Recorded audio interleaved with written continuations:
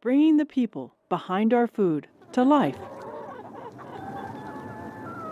When you're trying to decide why to have chickens, often people will end up having a lot of talks with their family members, sometimes involving friends, maybe neighbors, and other people that you know that have chickens already.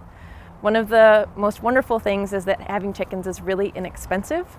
So sometimes people will compare them to having a cat or a dog, but they're less likely to snuggle up with you and watch a movie or curl up at the foot of your bed. But a really good thing is that they're super entertaining outside when you're spending time in your garden, having dinner out there, relaxing. They give you a lot of fertilizer for your garden and your compost. And then they also provide you with really delicious, nutritious eggs. One of the things when you're getting chickens is to think about how long did they live. We know how long cats and dogs live, but a chicken, it's kind of a strange thing. Does it live for just a little bit of time, more like a hamster, or does it live for a long time like a cat might live? And the answer is that it's kind of in between there. So chickens are the most productive in their first 2 or 3 years. When they get to about 5, their egg laying will definitely be tapering down, but if they're still kept in lots of good food, yummy treats, water, and taken care of the way that they should be, they can continue laying their whole life. It will just continue to slow down. So it's easy for them to live into more dog range of, say, 12 years or low teens. They can live up into their 20s, but it's going to be more rare. And at the same time, when they're 5 or 6, it's possible they could run into health problems and pass away a little earlier. One of the other things to think about is that there's a seasonality with eggs, the way that there's a seasonality with fruits and vegetables. Chickens need at least 14 hours of daylight to produce eggs. So in the winter months, we often have pretty short days. The higher the latitude you get, the shorter that day gets, the less eggs are going to be produced. So there will usually be a solid 2 months where you might not get any eggs at all.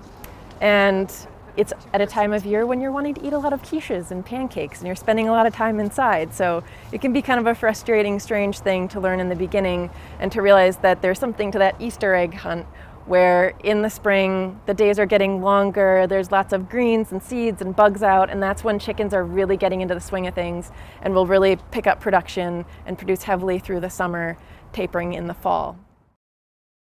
Other things on their productive side, they're born with about 4,000 viable eggs. So that's also something that, depending if their life is long, they have a chance at laying you a lot of amazing eggs. Again, commercially, they're only kept about 2 or 3 years, those being the maximum production for the backyard chicken flock. Some things that people do if they want to have eggs over an extended period of time at home is that if your county allows, or if you get a permit to have additional chickens beyond Multnoma's 3 chicken rule, you could end up getting 2 or 3 chicks to start, and then in a year or 2, you might in another spring get another couple chicks. And then you'll introduce those when they're old enough to your grown-up chickens, and you'll have chickens laying at different times basically throughout their livelihood. So as your initial chickens get older, you've got these newer chicks that are coming on into their teenage laying cycle and will lay lots of eggs. And so that's another way to kind of balance things out without having too many chickens all at once.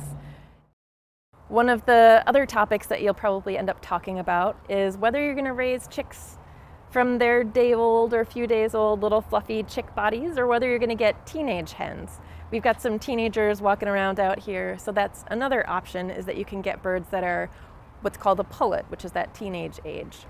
Technically, a chicken is a teenager their whole first year of life after they're a baby chick for the first couple months, but we often refer to them as pullets when they're between 2 to 6 months, which is the age that they're no longer a chick, but they're not yet laying. They can lay as early as 4 months. Later 6 months, not too unusual either. It's often due to when they're born in the spring. So if a baby chick is born earlier in the spring, say mid-February, they're more likely to start laying in 4 months because the days have been increasing while they're growing. So they've got a lot of daylight and they'll develop more quickly than a chicken that's even born, say, in the end of May. Will develop more slowly, might lay as early as Thanksgiving, but might wait until Christmas. When you have chicks in your house, it's a really fun thing, but a little bit more commitment. So there are some people that say, I just want to get the teenage pullet chicken because I can get them at about 4 months old. I'll know by that time that they're not a rooster because they'll usually be crowing or showing a lot of visible signs of being a rooster by then, especially if they're a standard hen. And I don't want to have them in my house. I'm going to have a coop ready to go outside and my chickens are just going to go inside of it.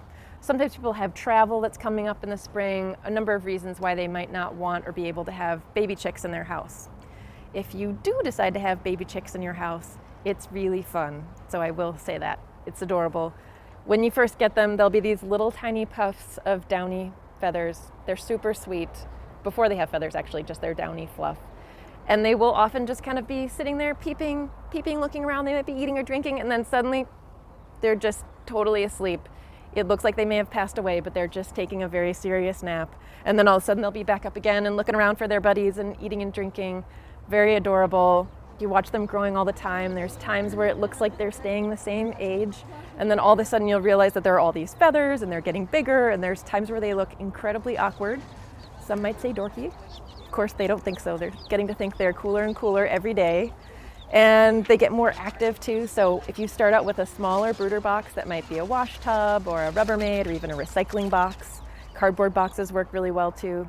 In the beginning, it can be quite small because you're trying to keep it very warm for them. You're acting as the mother hen, and they don't need much space because they're eating, drinking, falling asleep. But as they get bigger, you'll start raising their food and water containers up, and you might end up adding on some extra space. So you might end up cutting a doorway, adding on another box, and you want to make sure they have a lot of room to run around and also to get some space from the heat lamp.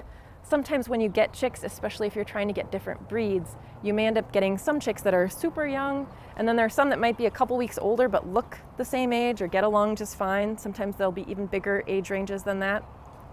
So those birds will develop at different times, and they might all look the same, and then some birds will jump ahead. The birds that are further ahead will want to get away from the heat lamp faster than the younger ones. So if you have a bigger box as they're getting older, or multiple boxes as a ranch style, which we ended up kind of making, then you can have the heat lamp in one corner, maybe the food more on that side, and then have their water as far away always from the heat lamp as you can, so that there's less chance of bacteria building up and it stays colder and more fresh. And then the chickens that need to get away from the lamp, especially during the daytime, can be on that side. If there are any pecking order issues early on, then they also have a chance to get space from each other. And right now there's a couple chickens in the duck hutch, which are making quite a scene over there. So baby chicks, very fun, and again, it's an inexpensive thing. Their chick feed is very affordable. There's organic chick feed options. There's also medicated conventional options, which is a medication for coccidia. If you are raising organic birds and you can't or don't want to have medication, one of the things that you can do to help out is to bring them little tufts of weeds with the dirt still attached. And this would be once they're kind of fully feathered, looking maybe more like little pigeons. And that way they can eat through the dirt and start getting acclimated to their outside conditions at an earlier age, eat little bits of greens, but they love rooting around through the dirt, looking for little bugs and seeds and things like that. So that's some of the techniques that you can use to raise them organically.